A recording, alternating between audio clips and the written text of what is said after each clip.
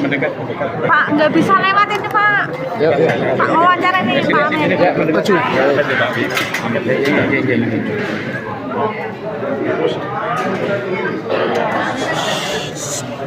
Yang pertama ingin saya sampaikan, dalam persidangan ini keterangan dari saksi itu terkemuka bahwa soal pengisian perangkat desa memakai uang itu memang sudah berjalan pada tahun-tahun sebelumnya, ketika saat Bupati sebelum saya itu sudah berjalan.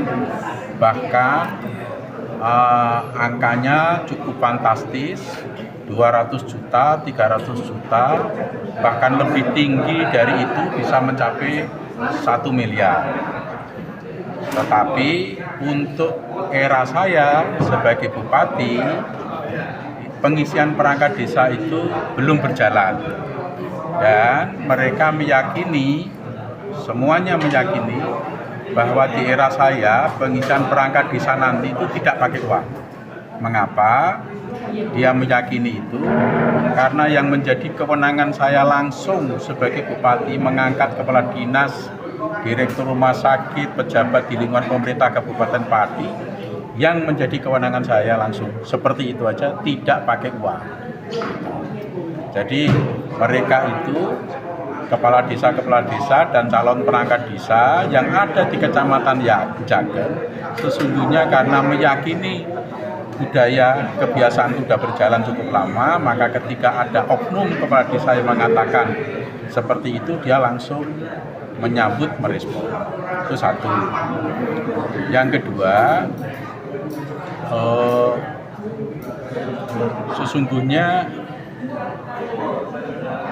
kepala desa ini berdasarkan keterangan saksi, kepala desa itu di akhir Desember atau awal Januari itu pokoknya tidak boleh ada penarikan uang, pengumpulan uang.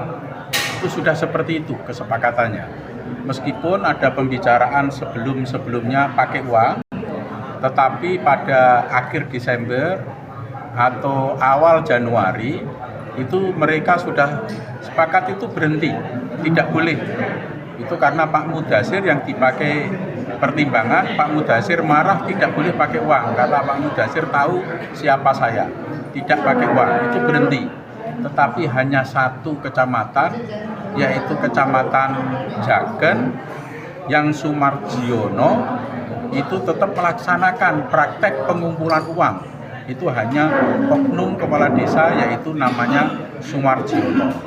Bahkan kepala desa Arumanis Pak Sumarjiono itu menurut keterangan camat membawa 2 orang yang itu dipersepsikan oleh camat 2 orang itu adalah preman untuk menakuti camat supaya itu tetap berjalan.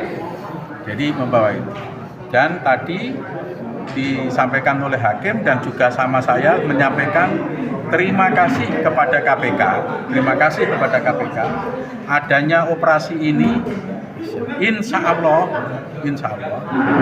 budaya pengisian perangkat desa pakai uang di Kabupaten Pati itu berhenti. Berhenti. Dan itu memang niat saya, tidak akan melakukan pengisian perangkat desa pakai uang, itu niat saya. Gitu. Itu seperti itu. Namun demikian, meskipun itu ada OTT KPK, tapi dipastikan bahwa saya itu tidak terlibat sama sekali. Sama sekali saya tidak tahu yang dilakukan oknum-oknum kepala desa mengumpulkan uang. OTT itu adalah OTT kepada kepala desa, bukan OTT kepada saya.